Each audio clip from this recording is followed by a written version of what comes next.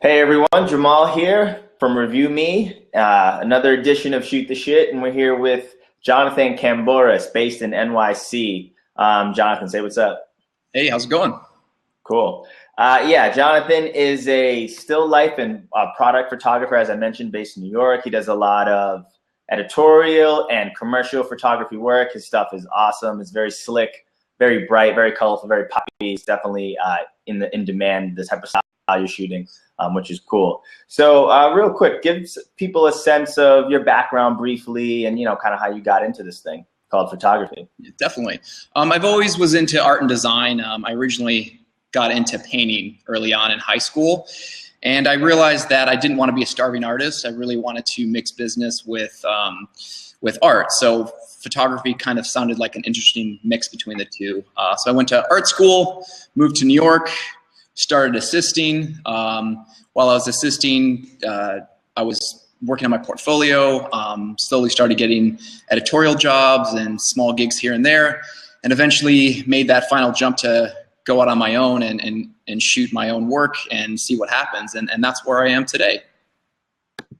Nice. And when you were assisting, how long were you assisting? Was it with different people? How was that process? And when did you decide to be like, okay, I think I got this. Let me try to just, jump out there on my own too? Definitely. I started off actually freelancing at a photo studio that had a lot of still life photographers. And I met a few photographers that way and slowly started freelance assisting for a few here and there. And eventually found one that was working pretty steady, kept me busy, which was really great because it was, you'd work for maybe 2 weeks out of a month, 3 weeks out of the month, and the remaining of that time, I got to really focus on my own work. So there was a lot of flexibility. So I assisted longer than I really wanted to, but I really didn't have a choice. I really needed to be able to keep up with bills and keep money coming in to be able to put into my own work. So I did it for probably around 7 years or so, 8 years maybe. And there was a slow transition, and finally just got to the point where I needed to make a choice whether I wanted to continue assisting or if I really wanted to jump 100% into my own work and just do it. And that's what I did. And yeah, it was a hard thing to do, but it was, I was really excited about it and really happy to be moving in that direction. So yeah, that's how it went. Cool. And then we actually have a question here. So when you were starting out, where did the prospects come from? Obviously, you mentioned editorial, but, how are you kind of marketing yourself? Was it connects? Were you using online sources? Like, how did you start just getting some of these gigs to fall in your lap? Yeah. So it was a hard thing. At the time, I really, I think I didn't have work in the beginning, so I really needed to make work. So once I got to a certain point, I just started reaching out to any contacts I could find. Some was through word of mouth, some was some relationships from just different functions where I met someone. But a lot of the work I got was stuff I didn't get paid for. So it was like really indie magazines that, needed a photographer. They would pay me, nothing or very little. So it was really about just getting that work. That was the most important thing to me. And that kind of snowballed. So then, work would get published and then someone else would see it. And then every story I shot would kind of lead to something else. And slowly I started getting more and more editorial work and started building a name for myself. And then once I started getting more work, I realized how important marketing is and what I could do to contribute more to getting work. And that's when I started really focusing in on, emailing regularly, bi-monthly, and really targeting a market or client base of who I wanted to work with, after doing some research and reaching out to these contacts. And it was a slow progression. So it took some time, but, and I still do it today. I have an organized way of, keeping in touch and keeping people up to date with new work and always showing them what I'm up to. And that's kind of how it's worked for me. So pretty much, your style has just been basically shoot whatever you could get your hands on early on to get your name out there, slowly let that build up. And then once you had some connections, you made sure to keep nurturing those connections. And then things slowly came from that because you were constantly keeping up. It wasn't just like shoot an editorial and then sit back, which it seems like a lot of people do. So yeah, it definitely seems like a lot of people think, if you just chill out, it'll come to you, but that's definitely not the case. Right. Definitely. I mean, you don't want to, the one thing is knowing when to, you don't want to be sending someone an email every week, you got to kind of let the flow happen and have the right balance. But definitely in the beginning, I took on any project that came my way. Nothing was, I wasn't above anything. I really wanted to just shoot and was really excited to be shooting different projects. So, I thought that was a good way to keep things moving forward. Mm-hmm. Yeah, and then let's actually step back a bit too. So when you were assisting, obviously you have a very particular style. How did you kind of arrive at this style that you're shooting at now? Was it just from constantly shooting? What was the feedback where people were saying, "Oh, we like this, do more of this"? When did you kind of realize that, okay, this type of style that I'm doing is really resonating? Definitely. I don't know when it really happened. I guess it was just a natural evolution of creating work, and it got to I always had an idea of certain things that I really like to do. I really love like hard light and hard shadows and bright colors, and so that always stuck with my work, and it slowly just progressed and evolved into a specific sort of style. But I think it was very natural. It was nothing I forced. It was nothing that it was kind of intuitive the way it came about. And, I think I've really kind of zoned in on that sort of, style and have been pushing forward with that. But it wasn't something specific. It was just really just letting it naturally evolve and just knowing, what felt right, as my work progressed. So for you, it was really just more of a personal kind of thing. It wasn't, oh, this person told you that I like it, or just more personal? Yeah. Just getting feedback. I would get feedback from portfolio reviews, but I always knew what my strongest work was, and just always kind of staying true to myself and my gut feelings on how I felt about images that I was taking and all that. And I think that's why my work is in the direction it is because I've kind of stayed true to myself and what it is I love to do and want to do. So for you, you kind of felt like, okay, I like this, but every now and then you would get a little, like you knew what you were doing. You just wanted to check with the market or the creative people out there to make sure that it was good. So obviously you mentioned portfolio reviews, or did you meet with mentors or art buyers to get some feedback? Or Definitely. I had a great mentor. So getting feedback from him was always good. And just, with people I went to school with and different photo editors and seeing what they respond to. And it was great to see them respond to the work that I really liked and the work that I felt that was my most important work. So that was very reassuring and encouraging. And, every once in a while, you always second guess yourself, as an artist and photographer. I think that's something that we all do, but it's definitely encouraging when you meet with someone and they are enjoying and really are taken by the work that you are happiest about in your portfolio. Cool. Yeah, no, that's definitely important. Just getting feedback from as many sources as you can, especially early on when you're trying to build your style. I think for you, what I like is you had a sense, because I think some people, they go and they don't have a sense. So all they do is just keep getting feedback, and it's just a circle of feedback and they don't really know where to go. So I think you do have to have an initial vision, or at least an understanding of what you personally like. Absolutely. And then you can move and get feedback on that and just, shape it, but not, switch, routes here and there. Right. I think is good. So let's actually get into the work. I think, let's get that early because your work is so awesome to look at and it's so visual. So yeah, we'll just jump right in there and take a look at this awesome stuff. All right, cool. So we are on the home page here. Yeah, obviously, the interesting thing that is cool about your work, there's obviously a high technical bar that you're setting with the, the looks and how the lighting's hitting it, but it's also very creative. It's colorful. So who comes up with the placement of product, and do you do all of this, or do you work with a stylist? Like, talk about how you kind of come to how you create some of this stuff. I love to collaborate. Early on in my career, I didn't have much of a name, so it was hard to collaborate with stylists. But once I got to the point where I've been working with more and built some relationships, I have certain people I really enjoy working with, and we have a great creative relationship. And so we'll kind of feed off each other, and we'll get approached with a job, and start with this concept and idea, and then we'll take it from there and get on set and really create this idea into an actual image. But I think collaboration is definitely very important with all aspects of photography. I think it just, it's a great way to maximize your imagery and just make it really beautiful and really fantastic. Yeah, and obviously, I'm just scrolling through, and there are big brands on here, DKNY and Amazon. When did you start to? I love this image on the right here with this bag on the ball. It's awesome.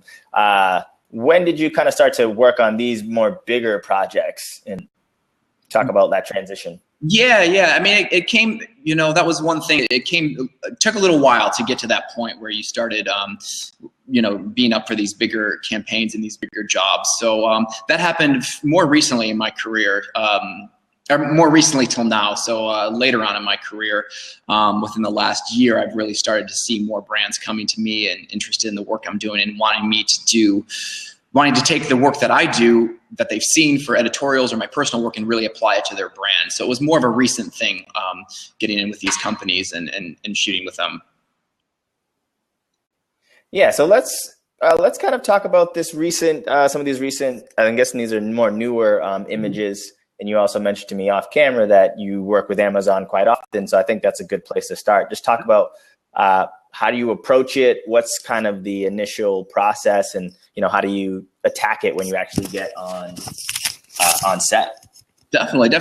Yeah, it usually starts. I've worked with them numerous times now, so the creative director and the producer, we usually start off with an inspiration board, a PDF that they send me of showing all the products they need to photograph, and then ideas and things, concepts that we want to try to shoot. And a lot of the times they reference work that I've already done, which is really great because I know exactly how to accomplish it. And it also gives me the flexibility to be able to push it into another direction and see what's working and what's not working. And we usually have an initial phone call. We discuss how to go about these sort of thing, and have all that creative talk ahead of time. And then when we're on set, we're just shooting away and seeing what's working and what's not working. And the relationship with them is really great because they are very flexible and very laid back, and they're always open to ideas, and especially if something evolves on set, which happens a lot. You have a set idea of how you want to capture something or a concept, but you realize something on set could actually be better and pushing it into a different direction. And they've always been very open to that sort of a thing, which is really nice with a client, I find. And then in terms of, so obviously this is different, different types of products here. You have obviously watches, more metallic type stuff versus, garments and leathers. What's more difficult to shoot and kind of get right with your lighting? And is there anything I just scrolled by that could kind of talk about the point more specifically? Yes, these DKNY bottles right here that you're on, those are very difficult to shoot because the top is a circular, a reflective mirror that just sees everything. So it's very challenging and time consuming to kind of get those bottles captured with light, and have them look as fantastic as the client wants them to look. So that definitely stands out as something that was a very big challenge. Got you. Cool. Yeah, we'll kind of keep scrolling through, and if there's any other stories. So obviously another one of that. So this one seems, I guess, harder because you have that little ball, but then you have all these other products as well. Yeah, and lots, with certain things you can capture in one or two exposures, and often with still life, you're capturing in a lot of different frames and composite it and post to kind of make this beautiful, perfect image. So that's something that takes a lot of planning and awareness while you're on set, knowing what you need to do and what you need to capture. So then when you do have the final image, that it feels right and makes sense, and you're super happy with it, and the client's super happy with it. Yeah. So for let's go. Let's see. There's so many good ones. I'm trying to think of something. Yeah, since this one is kind of, let's get one of these dramatic shots in here. So a shot like this, obviously you got that nice reflection at the bottom, a bright deep red.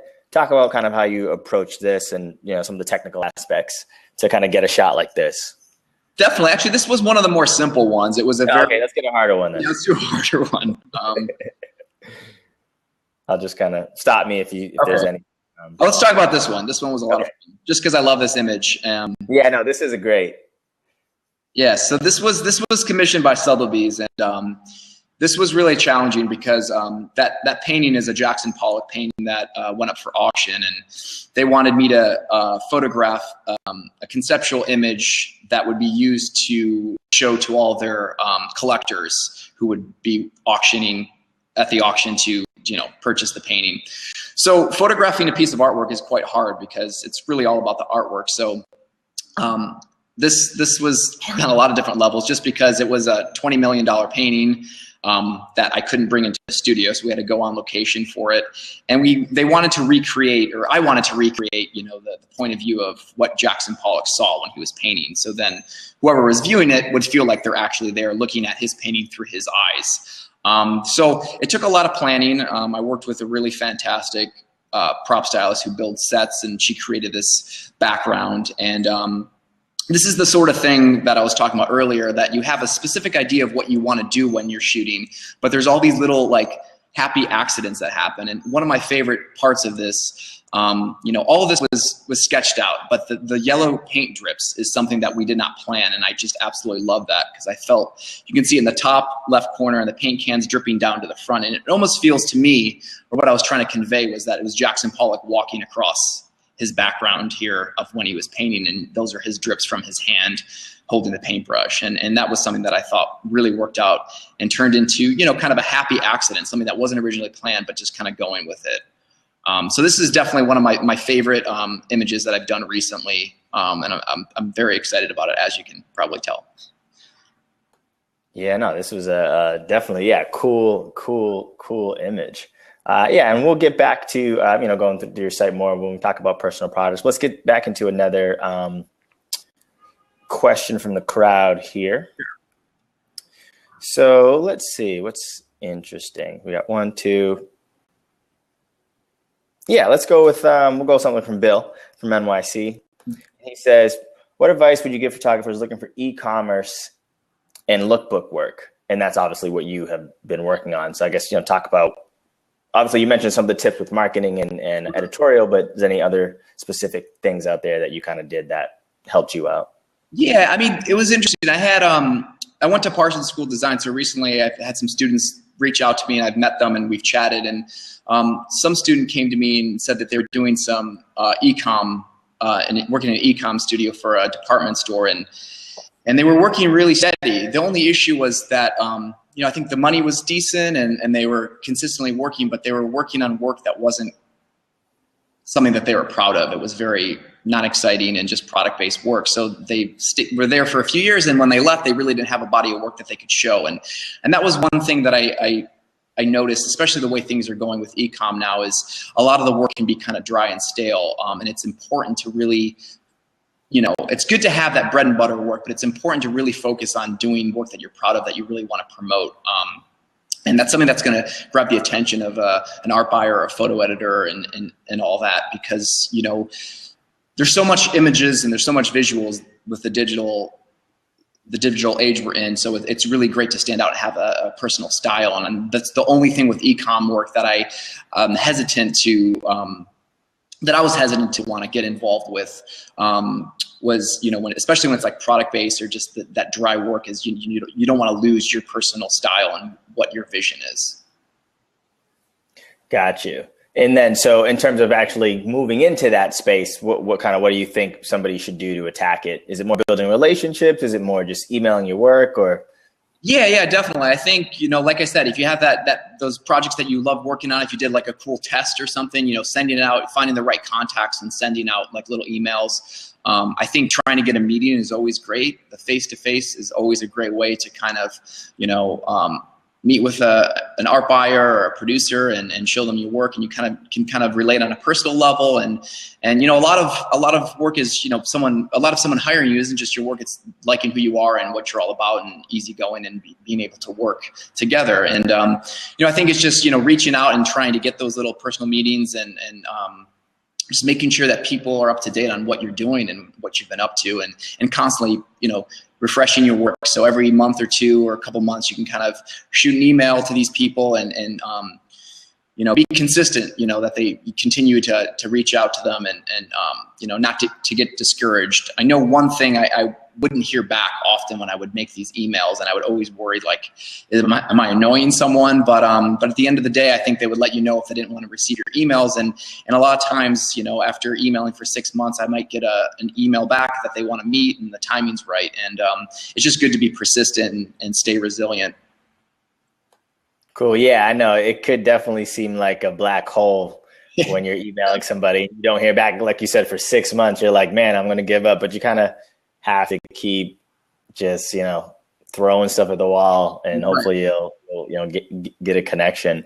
And speaking of which, there's kind of another question around email. Did you just use personal email, or are you using something like agency access, creative access, or Yoda list? I think there's so many of those. Right. It's hard because I think I don't think it's one thing that works for marketing. For a lot of clients that I either really want to work with or have personal relationships with, I like to send personal emails to these people. It can be a whole day of just emailing, which is kind of boring and dry, but I think it's worthwhile because I think people really like to get a personal email rather than a blast where you're just another number. But it's hard to reach that large amount through personal email. So I usually do a mix, and I do use agency access. But a lot of time people want to unsubscribe. I don't know how efficient it is, but I think that when marketing, it's not just one thing that works with marketing. I think there's a lot of different platforms you need to try to do. And I think, emailing personal emails, doing email blasts, whether at MailChimp or agency access, and then also doing direct mail is really great, whether it be every few months or twice a year. It's really great to have, something that someone can open in the mail. And, every situation is gonna be different. Some art buyers or photo editors might like the emails, some might like getting the direct mail. And it's just a matter of, getting these people to know who you are and seeing your work. So it's not just one thing. I think it's a lot of things you need to do, and you need to do consistently, and really kind of plan out throughout the year as your work evolves what your best work is, and making sure that the right people are seeing it on every different platform that you can. And social media, I think, is also, a great way to show your work now. Instagram, I've gotten a lot of work from people that I've never met who came across my work on Instagram, and that's turned into jobs. So there's a lot of different ways to get your work out there. Yeah, it really seems like, having done a lot of these sessions and talking to so many photographers and creatives in general, that, there is no, silver bullet. You really have to, if there's 500 platforms, and you got to try 500 platforms at this point to get your name out there. Like you said, emails, meetings, direct mail, chain mail, gang mail, like whatever mail it is, you gotta make sure you're attacking it to put your name out there. And I think, and a part of that is what a lot of people don't understand is the consistency piece. Absolutely. So some people do something once and then they're like, oh, well, it didn't work. It's like, you might have to do this 10 times. Right. I read that somewhere, like, and this is more for sales, but they say something to the effect of like, it takes 12 touches to close, which is crazy. So that, you're only doing an email once a year. Well, guess what? You're gonna take 12 years to close. Right. Definitely. Yeah. Let's get into another question here. So what is the current trend in product photography, and where do you think it's heading? And then on top of that, where do you want to head? Which is probably even more entertaining. Yeah. Trend. I don't know. I try not to pay attention to trends too much. I feel that it's kind of distracting to your own work, and it can kind of put you down the wrong path. So I try to stay away from that. I think that there is a trend of like repetition and sort of graphicness, but that's something I always love doing. So I hope that trend stays. But for me, I think I'm really, I really love doing the type of work I'm doing and the type of clients that are coming to me. They come to me because they like my personal vision and what it is I'm doing. And that's what I want to continue to be able to do. And, I want to stay on track to that. So that's why looking at trends, I don't think will work for me. But I think, I think photography is constantly evolving, and, definitely in this digital age we're living in, things are much different. There's so many visuals, but I think what's really encouraging is that there is, you know, these clients and brands, and they're really looking for high end, really great photography still. Just because it's going to, you know, be on Instagram, maybe on their Instagram page or a social media platform, it doesn't take away from the quality. They still want really high end imagery, and that's what keeps us all working and striving. And I think that's really encouraging.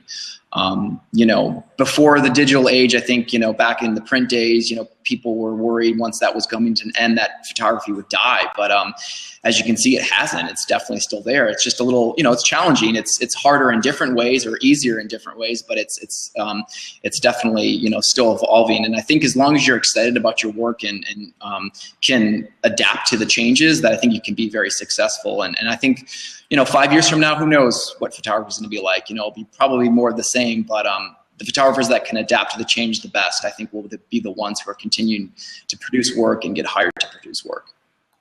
And yeah, and speaking about where it might be, this is kind of a question that segues there, relating to video. So have you done any video, or do you know anybody who's creating video for product? And I guess that seems like a kind of foreign thing a little bit. So I guess talk about motion in, you know, product. Definitely. I think when I was like at the end of my assisting days, I remember video became really big, and all these still life photographers were kind of like freaking out, you know, with video and trying to make it happen. And what I noticed with still life, a still image versus a moving image is that if you're a still photographer, there's two different kind of contexts, and being able to capture the way I do in still is not going to work in video. It's going to be a wholly different thing. But I think what I've noticed as this moving image mixed with still photography has evolved is it's not so much about, you know, doing a full on, you know, movie. It's more about just doing little elements of movement, and that's what I've been noticing. It's sort of another extension of still photography, you know, where it would be just one thing, but then there's like a little movement happening. And I'm slowly starting to do that work with clients, and it's more of like a stop motion animation, things like that, where it's still using the same ways I would shoot still photography, but just animating it rather than shooting with video, which involves, you know, totally different production, lighting, and different things. So it's more of like a stop motion animation and doing little things of movement. And that's how, you know, my work has adapted to the way the industry is kind of changing and evolving. Cool. So for you, it's really trying to obviously make sure you're not behind on the times, but make it work within your style and your workflow so that, you know, you're capitalizing on your strengths, which is what I'm hearing. Yeah, definitely. For sure. Yeah. And then we have one more question from Bill, which is, this kind of goes back to the team you found. How did you find prop stylists, not the established ones, but those stylists looking to collaborate with photographers to build a portfolio? Trying to remember. I think, you know, just like anything, it's just from word of mouth or coming across different people.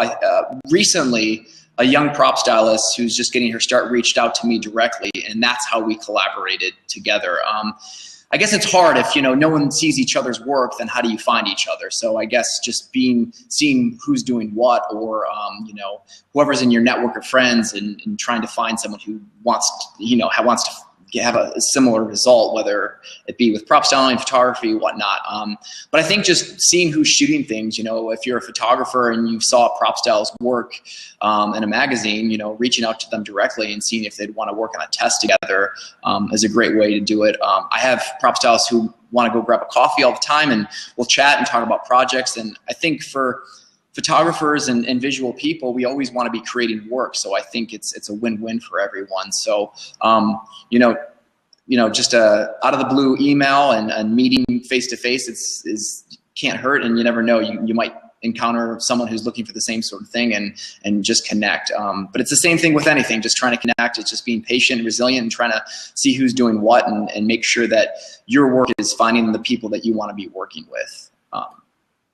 Cool. Yeah. So I think, kind of a last thing we could touch upon, which you mentioned is personal projects. And you mentioned you kind of were off yours for a little bit, but you want to get back in there. So first, what we'll do is we'll bring up what that is, and then you could kind of, we'll explore that more and kind of just talk about what personal projects kind of mean to you. Sure. If you could just kind of touch upon, how you came about doing your personal projects and how's that helped your career. Definitely, definitely. I started off doing a lot of personal project, but then, you know, the more busy I got with editorial and commercial work, I slowly realized I haven't done a photograph for myself in a long time. So last year I had this idea to do a series of famous medicine cabinets. And basically, it's exactly what it sounds like. I just took some famous people that I, you know, for whatever reason, found interesting, and photographed my interpretation of what their medicine cabinet would be. And this idea came to me a few years back. I had read something that Michael Jackson, in his guest bathroom, would stuff the medicine cabinet with ping pong balls. So then when one of his guests was staying and was being nosy and would look into their medicine cabinet, they would open it up and all the ping pong balls would fall out, which I thought was really hysterical. And it got me thinking about what's in someone's medicine cabinet and what it says about who they are, and it's kind of a portrait of these people. So I kind of jumped forward and decided to make this into a personal project where I, you know, took celebrities. It ranges anywhere from Sid Vicious to Joan Rivers, very colorful people, typically who I wanted to capture, and it created my interpretation of what they put in there. And it's funny, I go on meetings and some people for a split second will, you know, ask how I got access to these people's medicine cabinet. Joan Rivers is always, oh my God, is this Joan Rivers' medicine cabinet? So it's really funny. But I have to that's this one right here. Yeah. Let them know it's just my interpretation. But I try to make it authentic. Some are funnier than others. Some are more realistic than others. But it's something I find kind of strange and, you know, kind of quirky, and something I want to continue doing and producing as a little personal project that I'll. Oh, this one's great. Mel Gibson. This is fantastic. Yeah, so it's, you know, it's my sense of humor mixed in there for sure. Oh, this is fantastic. I love that one. Oh, Pee Wee Herman. This is fantastic. Oh man. Yeah, no, that is just so cool. I really am a big fan of personal projects. And I think the thing that always gets me is like, you know, that besides some of the stylistic elements, you know, that obviously is nothing like your commercial work, but I think it is very important, and it really shows your vision, that you have a sense of humor. And I think that's just, you know, really important. So I guess, you know, one thing for you, when did you decide to kick in with your personal project? Was it just to let loose that creative energy, or was it more ideas, or you see other people doing it? Like, what was your motivation? Yeah, like I said, when I first started off, I really had personal projects that I focused on. However, it wasn't turning into the type of work I wanted. So that's where I got more into the commercial work and all that. So it's kind of, I did like a full circle where I came back, and I use the personal projects more for, you know, if I'm on a meeting, I'll have it on my iPad. You know, they'll go through my printed book of all the commercial work, and I love to show an art buyer like some of my personal projects, and it just gives a good sense of who you are. Like you said, you know, a good sense of humor, and you kind of can get a better understanding of who the photographer is. But I think it's important, as you know, doing a picture for yourself is, we kind of lose track of that because we're so often getting hired for these commercial and editorial jobs, and everything's about, you know, please the client, what it is that you need to achieve with those shoots, that you kind of forget, like, wait, this is why I did photography, because I love taking images, and doing some of yourself is super important. So I like to balance that, you know, a few times a year, you know, at least come up with some personal projects that you can turn into a little series and create and use that as promotional pieces and ways to get different people interested in your work that maybe they wouldn't normally. You know, I think a lot of advertising agencies love clever, witty work, and I think it's a great way to introduce, you know, a creative to your commercial work by showing them your personal work. Yeah, no, that definitely makes a lot of sense. Yeah, no, this has been a jam-packed 35 minutes of awesomeness. You get straight to the point. I love that. Your work is super clean, super slick. But yeah, it still has personality and style, which is awesome. So everybody watching, you'll be able to check back in and view this after we're done. You can check out Jonathan's work at his website, which is just jonathon.kambouris.com. Social sites, you're on Facebook, YouTube, Twitter? Yeah, Instagram at @_Mr. JK. It's on my website as well, so you can check that all out. And that shows a lot of behind the scenes and all that fun stuff. Cool. Yeah, awesome. So, Jonathan, thank you so much for joining us for another edition of Shoot the Shit, where real photographers get real. Everybody else, tune in to Thursday. We have somebody. I can't. He's awesome. I can't even think of his name. Dirk Bader. There we go. Yes, I remembered. Checking for that. Jonathan, thanks so much for joining us. Awesome. Thanks for having me. Appreciate it. Take care. All right. Bye.